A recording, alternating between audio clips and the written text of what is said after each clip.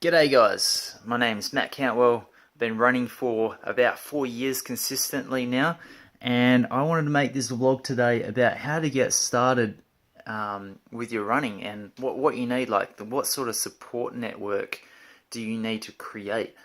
So I've made a list of four things that I found really helpful for keeping me consistent and keeping on running. So the first one is a watch, a running watch.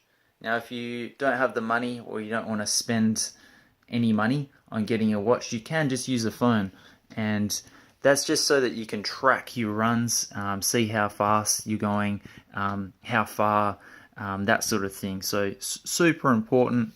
This is a Garmin Front Runner 235. It's pretty swanky. I can download data fields and widgets. I didn't even know what they were until a couple of weeks ago, and it even I get messages from my phone and it sends them to me on this. It's amazing. It's like I'm in the future, but I'm in the present. It's crazy. So that's number one, is a running watch. Number two is Strava. Strava is an amazing app. Now, you don't have to just use Strava. There's heaps of different running apps. There's Runtastic. I think there's a Nike Run app. Map My Runs. So there's heaps of different running apps. But I personally reckon Strava is it's freaking life. And the reason I think that is because it's really good. It's like a Facebook page for runners, so you can upload all your running that you do from your watch or your phone, and then it will give you all your stats. So it will say how fast you've gone, your kilometers. It will give you a big map of where you've run, and then it will break down your stats into kilometer splits. So that's pretty cool, and it'll show you the gradient of where you've run. You can upload photos from your run as well. So you're running around the river and there's a beautiful sunset, and you stop, you take a photo, you can put that up and attach it to your run. And not only that, you can add people onto your profile, like Facebook. So then they can see that you've been for a 10k run and you saw this crazy, beautiful sunset, and it's just really cool.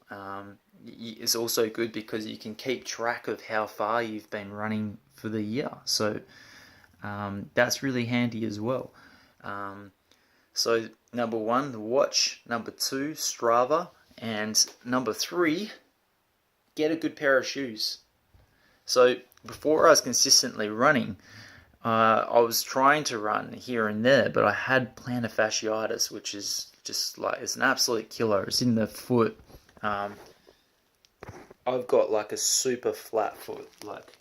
The arch just collapses. It's horrendous, and basically the fascia under your foot, where the arch is, it gets stretched and then inflames because your arch is collapsing.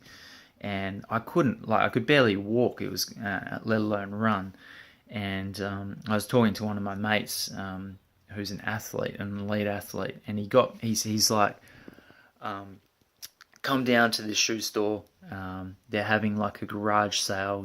Everything's on sale. Rah rah rah. And he was like, these shoes are going to change your life.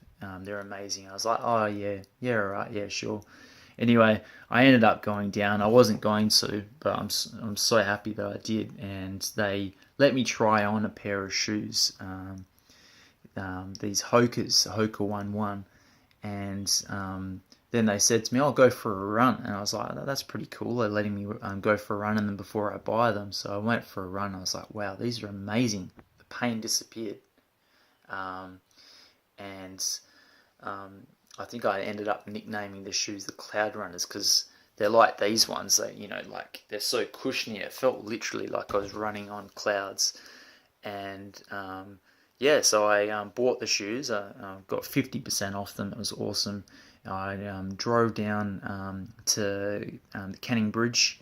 There's like this little boat ramp near there, and I ended up running around the Mount Henry Bridge and the Canning Bridge. It's like this little loop, and I was just flying. It felt amazing, and since then I haven't looked back. Um, you know, I've got the accountability, so my friends can see on Strava if I'm not training. But I can also see how many kilometers I've done for the year. I think I've just gone over 300 kilometers, like 330 kilometers for the year. And I can also use Strava to track how many kilometers I've run in my shoes as well, which is awesome. So I know that, after a certain amount of time, your shoes get dangerous to run in because they're not protecting.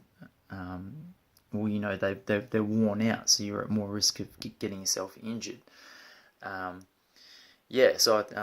I think you've got to find what works for you, obviously. But for me, getting a good tracking device, a good pair of shoes, an app that makes me more accountable, and having some mates. Like I run with so many different people. I've got one mate who's a footy player. I run with him at least once a week, and he's about the same level as me. Then I've got another mate that's an elite athlete, and he just kicks my ass every time I run with him. He never lets me win a single thing. And then I've got another mate who's just a little bit quicker, so I'm always just chasing him. Then I've got a couple of mates that I actually train. I'm a personal trainer. I run with them, and they're not quite at my level, so I can kind of chill out when I run with them and have a bit of a chat. But it also keeps it interesting. It keeps it fun. You come up with cool running ideas. Like whether you're going to go for a loop or an out and back, or you might go and do fartlek training, interval training. They might have found a really awesome new spot that you'd never been to before, like, at this park that's got some really cool stairs, or, whatever. So I think get yourself some things that motivate you, that keep you safe while you're training, and just have fun and try to be consistent. Consistency is the biggest tool that you can use to your advantage. You just make it a part of your life, make it your routine. So it's not such a shock to the system when you go out and do it.